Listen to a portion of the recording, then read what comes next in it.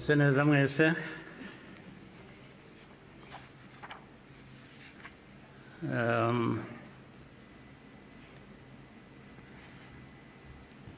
ngira ngo mpere ku ngingo yo kuvuga ubuhamya Minisitiri Bizimana yatugejejeho. Hari ubundi buhamya burebure burimo amateka akomeye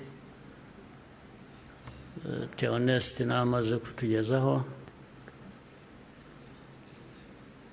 Ibyo twumvise byose bifite aho bishingiye, ni ukuri. Abafite uko babihakana cyangwa babihakanya, ngira ngo bafite akazi gakomeye kugira ngo uhindure amateka nk'ayo y'abantu nk'abandi, uyagire uko ushaka, yaba mu gihugu hano byaba hanze, cyane cyane bakunze guhindura aya mateka yacu ku mpamvu zitandukanye.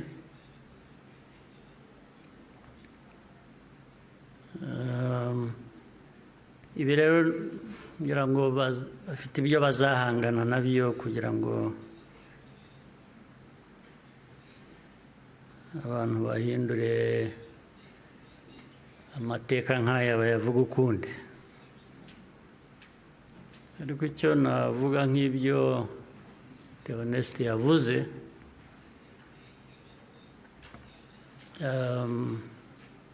ibihe byo birahinduka, ibihe byarahindutse.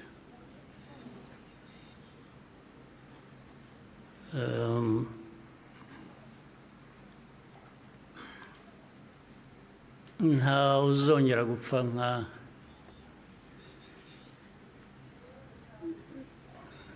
nk'uko Theoneste yabivugaga, n'abapfuye cyangwa nawe uko yapfuye. Buriya yarapfuye, kuba ariho ni nko kuzuka, ariko nta wakongera gupfa kuriya. Impamvu kandi mu zindi nyinshi,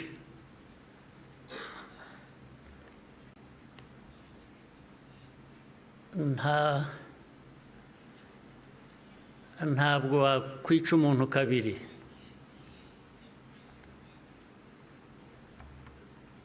Ubigerageje azakwica mbere yo kumwica. Ubwo turi aha mutureba, bamwe bajya bashinyagura bavugira hanze. Igihugu cyose, igihugu cy'u Rwanda ureba, ntabwo gishobora gupfa kabiri.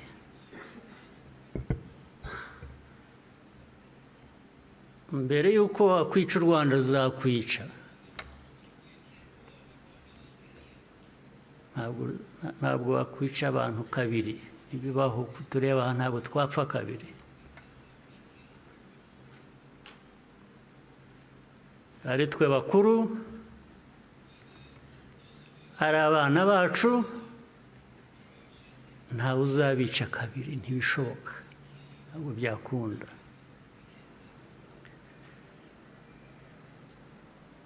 Tuzabaho nk'uko abantu bakwiriye kuba babaho, nk'uko abandi abo ari bo bose babaho, byanze bikunze. Ntawe twabisaba kubaho,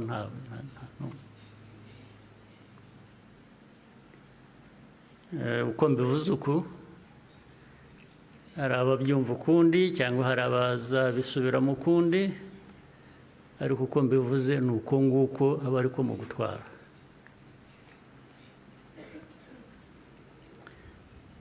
Ndabasaba rero ngo nkomeze ijambo ryanjye mu rurimi abashyitsi bamwe hano bumva batagombye kubasemurira, cyangwa se benshi cyane bari hanze bafitanye isano n'amateka yacu, harimo n'abo bayahindura bakayagira uko bashaka. Ndagira ngo mvuge mu rurimi bashobora kumva ntawe basemuriye. Muranyihanganira.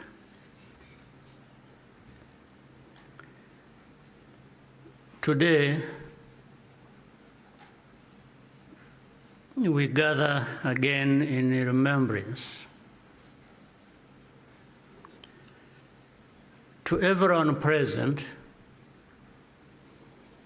and watching online. Thank you for joining us on this important day.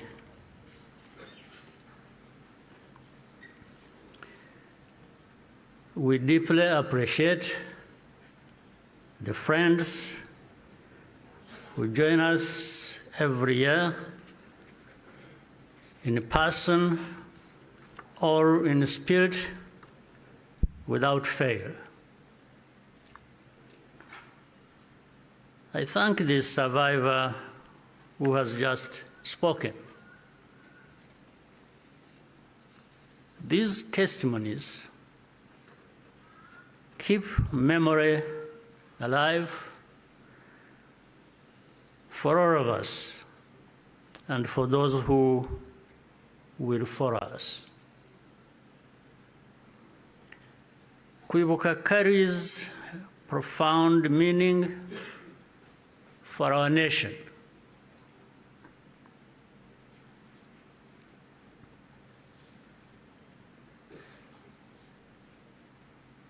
It is how we confront and overcome the divisions that nearly destroyed us. This day empowers us all. We draw on the strength of survivors who provide the reservoir of humanity that feeds our nation's soul.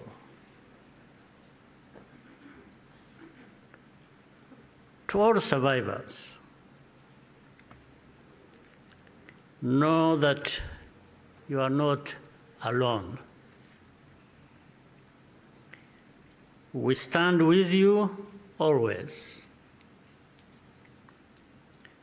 Everything we have achieved was only possible because all Rwandans decided to join hands in a common purpose. We honor the role played by every Rwandan in our country's rebirth.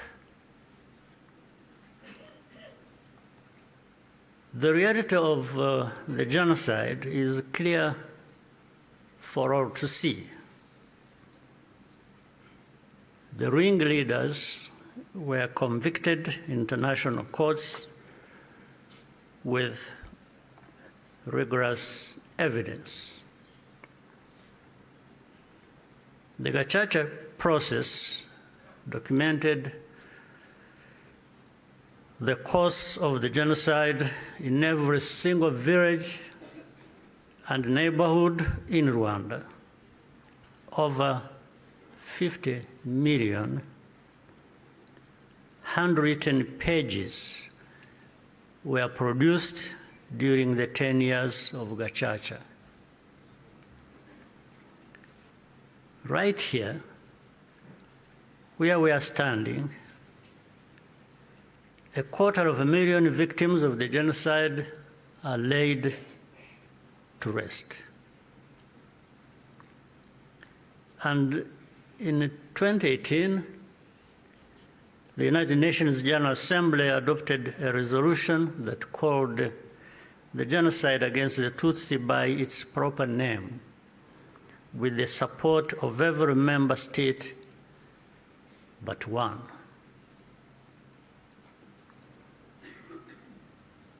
The truth is undeniable, and yet we still find people sowing doubt and twisting the facts up to today. This is not just a matter of ignorance, but something much deeper. It means that the risk of seeing history repeat itself is a constant danger. If we allow ourselves and our friends to become indifferent. Genocide denial begins long before the genocide itself is committed. There is a pattern of looking away from the warning signs or taking them lightly. Hate speech turns into hate acts, dismissed as expressions of popular discontent. Behavior that should be immediately condemned is rationalized and minimized. The preparations are masked by narratives of popular grievance and fear. In the process, a moral equivalence is created between the targets of the genocide and the planners of it. All of these elements were present in our own story. There are some who pretend that the genocide against the Tutsi was a spontaneous event. That's not true. It was carefully prepared and carried out in plain sight.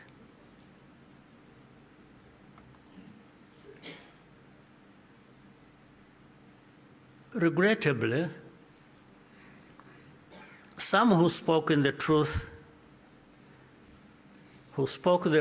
at the time, and who were even eyewitnesses, later became peddlers of distortion, mainly for political reasons. Militias were openly trained and indoctrinated in hate. Weapons were imported in large quantities, and Rwandans who opposed it were threatened or killed. Before 1994, communities were subjected to waves of smaller massacres meant to normalize the killing and also to measure the reaction of the wider world. And with only a few heroic exceptions, the world was unconcerned until it was too late. In the early 1960s, after countless Tutsis were killed or forced into exile, international voices such as Bertrand Russell, to name just one, described it as systematic extermination. The pattern continued in the 1980s and early 1990s. When Tutsi communities such as the Bagogwe in the northwest were targeted in organized attacks,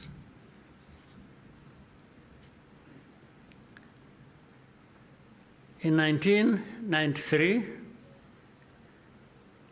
a commission led by Jean Crabonnier investigated these atrocities. After documenting mass graves and the involvement of state authorities, they concluded that a genocide was being prepared. In the same year, the UN Special Rapporteur, Bakri Weli Ndiaye, warned that organized propaganda portraying the Tutsis as enemies was spreading openly, helping prepare the population for mass violence.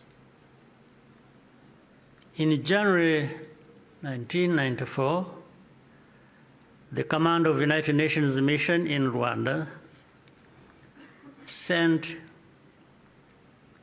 a fax back to headquarters in New York with detailed intelligence that in Interahamwe were stockpiling weapons and compiling lists of Tutsis to be killed. He was then ordered to share the information with the very government which was preparing the genocide and to take no further action. And sadly, the reaction today is no different here in our region. And you can see it right before our eyes. When the genocide began, the nature of the crime was immediately obvious. All Tutsi were targeted because of their identity. Nowhere was safe, including churches and schools.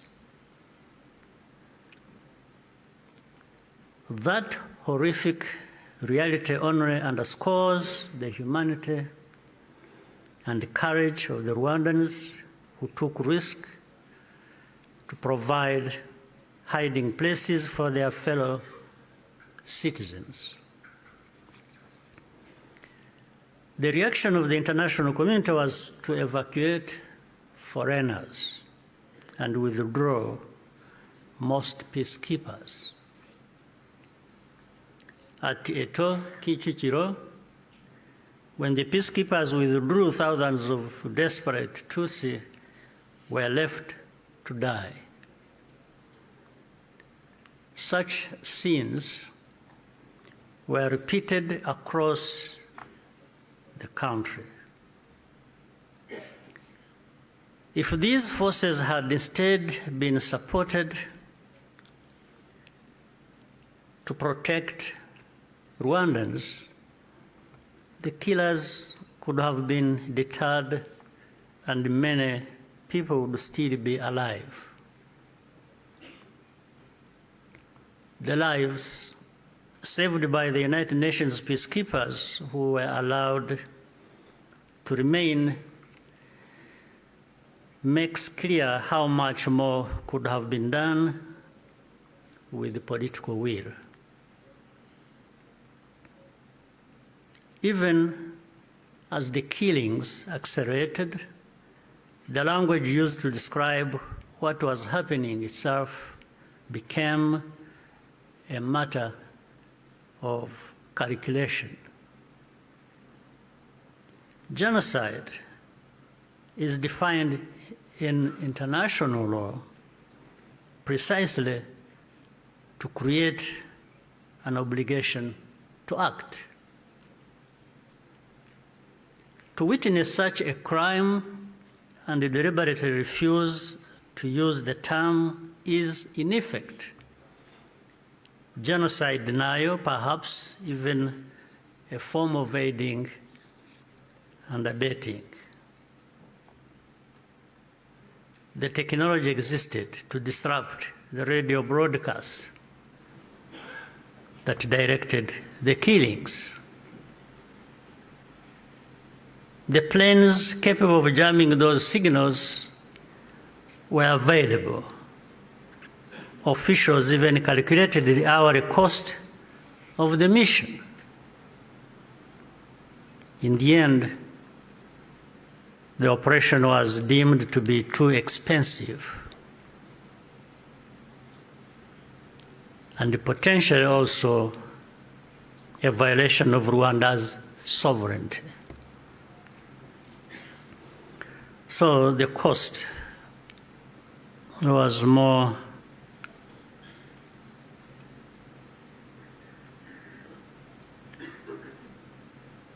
it became too expensive. It was more expensive, especially when in their minds, those lives are really worthless.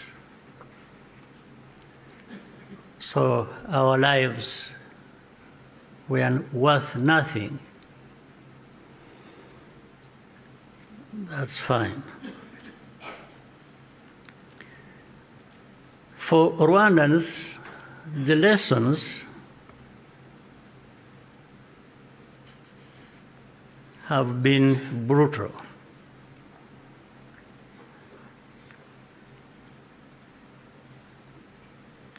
And those lessons have not been forgotten. If our lives do not happen to align with someone else's interests, they are not worth saving. That's fine. And so it had to be the Rwandan Patriotic Army that led the campaign against the genocide and ended it. Our deepest source of grief was always that we could not arrive earlier. This is a simple truth of history, which many today still have reservations about acknowledging, for reasons we do not and maybe will never understand. The culture and character of today's Rwanda Defense Forces, RDF, was forged in those dramatic moments. It guides the conduct of our forces who serve abroad excuse me, in peace-building missions, earning universal respect. Indeed, no sanctions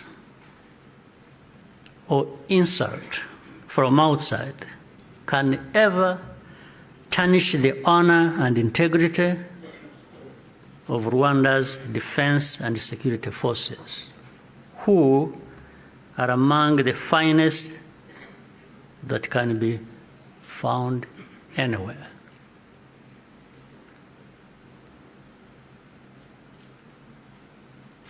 I look forward to raising this matter of sanctions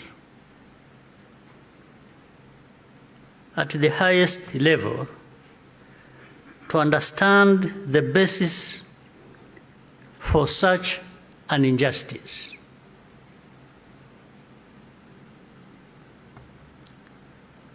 Rwandans understand the cost of tolerating extremism, and our central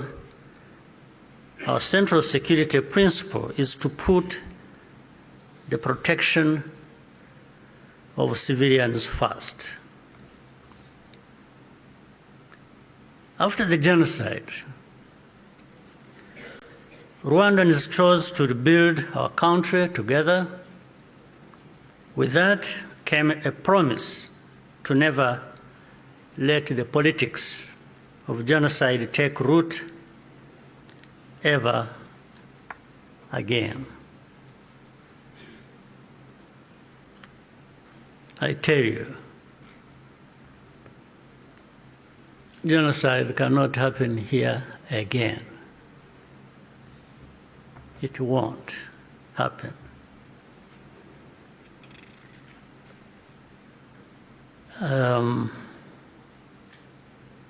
Even with those noises you hear in the region of people gathering from Europe, from wherever, and meeting in Kinshasa and bringing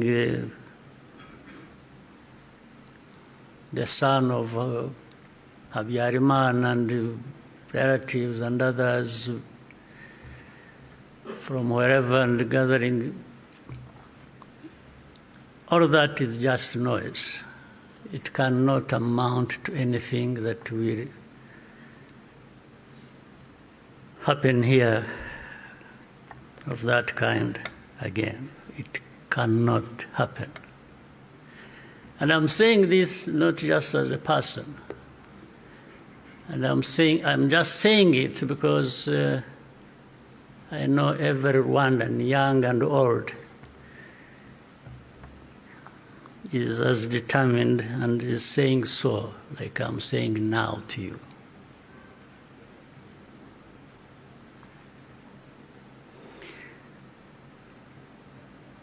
Along the way, Rwandans faced constant criticism and many attempts to twist our history.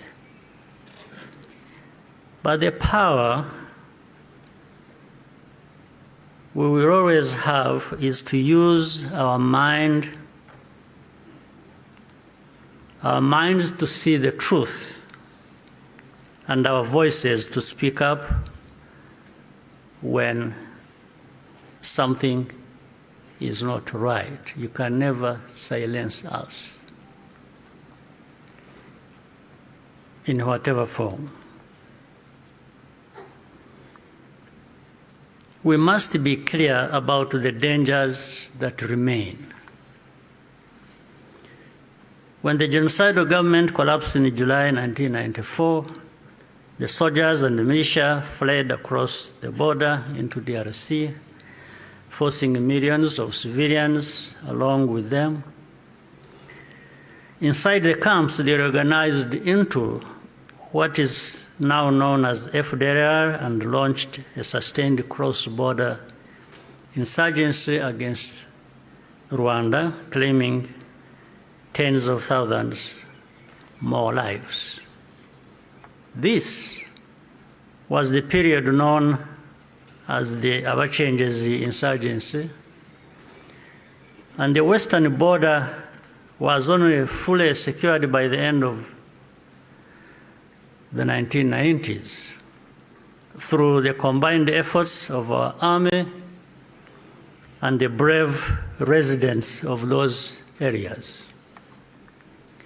And since then, our defensive measures have been aimed at ensuring that such attacks can never again be made across our borders. This is not a problem that should be left to to Rwanda alone. Doing so only rewards those behind the threats, while Rwanda is penalized for standing up for itself. Imagine a farmer whose field catches fire. At first, the flames are small. A few neighbors think it does not concern them. Others say the wind will change and the fire will die out on its own. So they watch and wait. But the wind does not change. Meanwhile, a pyromaniac is secretly adding fuel to the fire.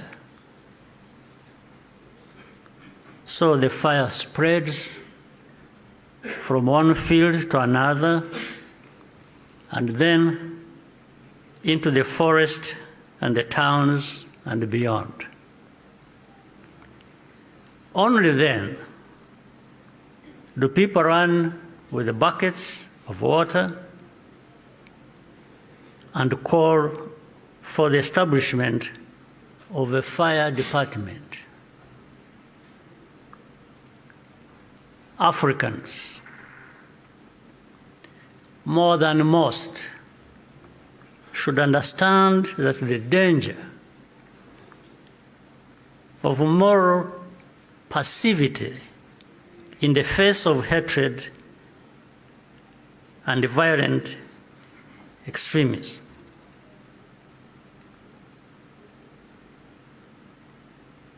We should understand that danger,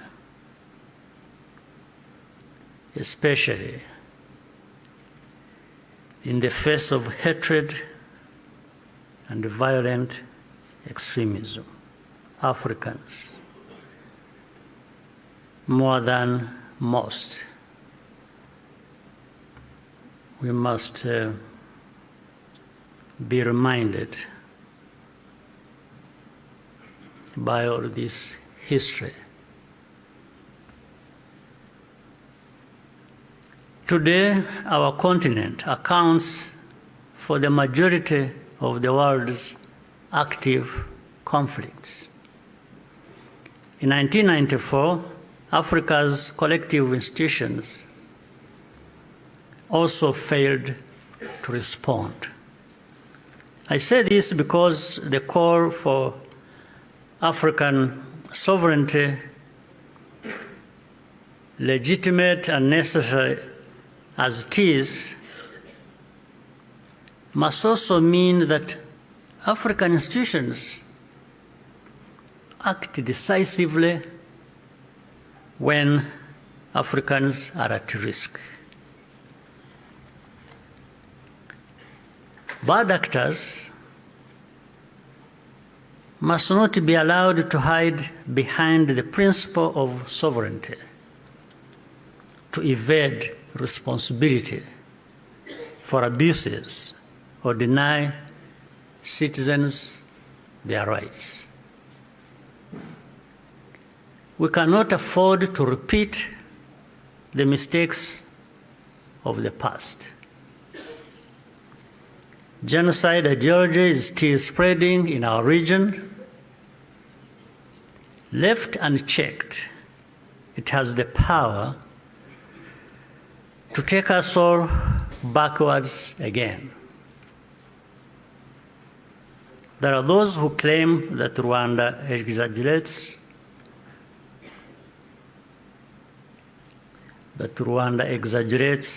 these concerns, or that we have ulterior motives.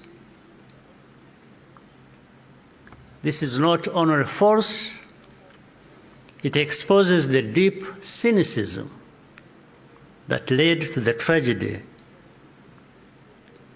we commemorate today. What sustains Rwanda today is the unity of Rwandans and the convictions that, like all people, we have the right to live in safety and dignity and at peace with all our neighbors. What we ask is for partners to join with us to fight extremism, rather than punishing Rwanda for defending itself. We owe future generations of Rwandans more than survival. They deserve to inherit a secure, united, and bold country and an integrated and confident Africa. We invite you to stand with us in remembrance and also in action. I thank you for your patience and kind attention. Murakoze cyane.